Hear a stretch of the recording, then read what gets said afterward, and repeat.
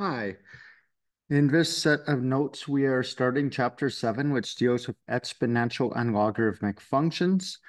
So in this section, we're looking at our characteristics of exponential functions, and in particular, what our graphs of them look like.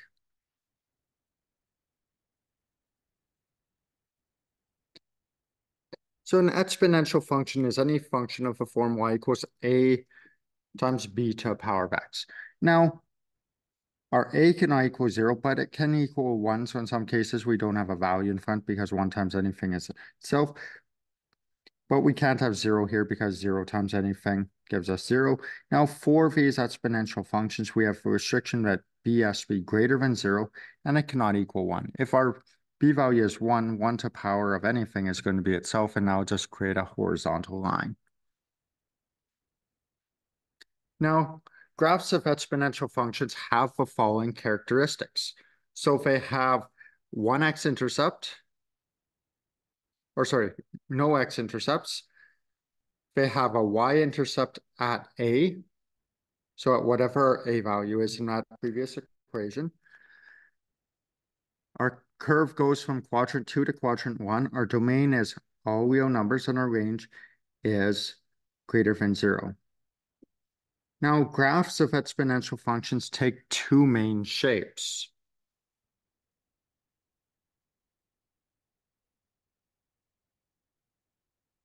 So this would be the graph of an increasing function. So if our b value is greater than 1, we see that it's going to increase in terms of y value as we go towards the right of our graph.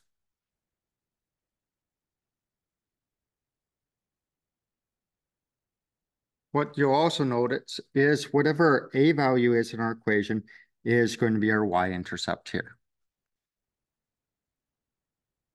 Now, if we have a b value between 0 and 1, we're going to have what's known as a decreasing function. So it's going to start fairly high, and then it's going to get closer and closer to our x-axis, never quite touching it, but getting infinitesimally close to it. And once again, where it intersects with our y-axis is our a value.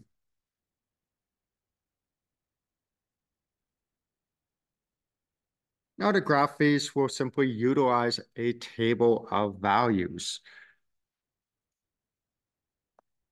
So for example, graph y equals 1/2 times 2 to the power of x. So I'll create a table of values.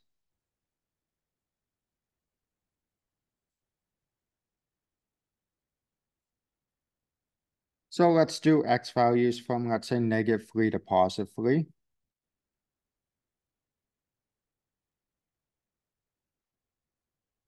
And we've got y is equal to 1/2 times 2 to the power of x. So this first one, we'd have 1/2 times 2 to the -3.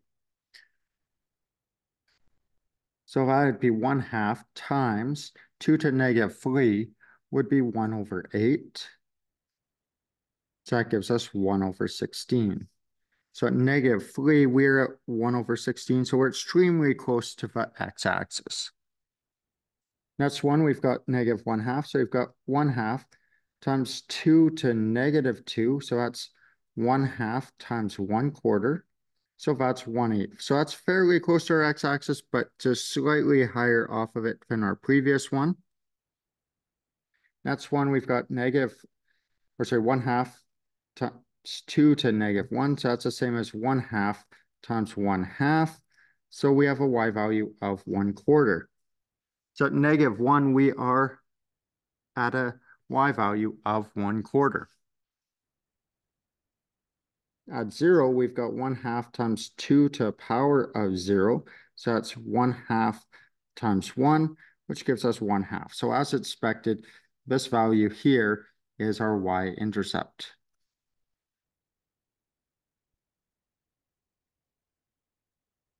Next, we've got to power 1. So we've got 1/2 times 2 to the power of 1.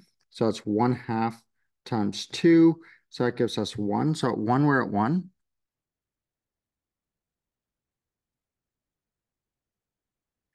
Next, we have 1/2 times 2 squared. So that's 1/2 times 4. So that would be 2.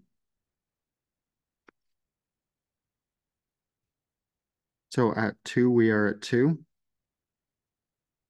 And then next one, we've got 1/2 times 2 to the power of 3. So that's 1/2 times 8. So that's going to give us 4. So at 3, we are at 4. So you can see that our graph comes in just above the x-axis, goes through these points, and curves upward. So we can see that this is an increasing function, which we can tell from our graph, but we can also see that by the fact that our value here was greater than 1.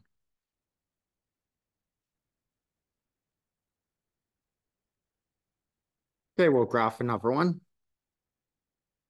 So y is equal to 1 over 3 to the power of x. So once again, we'll do a table of values.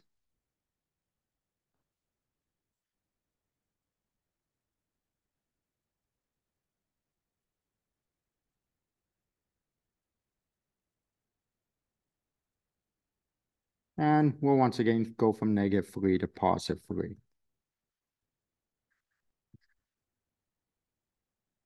So this first one, we've got 1/3 to the power of -3. That gives us 27. So that's way off our graph, so I'm not going to plot that one.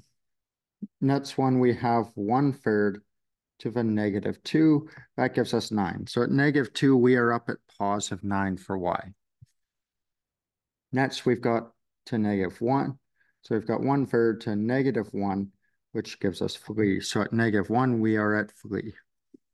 Next, we've got 0, so that would be 1/3 to the power of 0, which is 1, which is what we expect for our y-intercept, because if we don't have a number in front here, technically that's a 1, so our y-intercept is 1. Next, we have 1/3 to the power 1, so that's just going to be 1/3. So at 1, we're down at 1/3. And then we have 1/3 squared, so that's 1/9. So that's very close to our x-axis. Next, we've got 1/3 to the power of 3, so that'd be 1 over 27.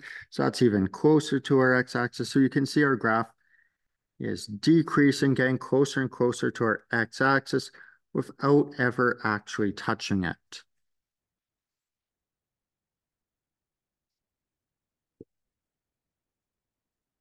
And we can tell this is decreasing both by the shape of the graph and the fact our value here was between 0 and 1.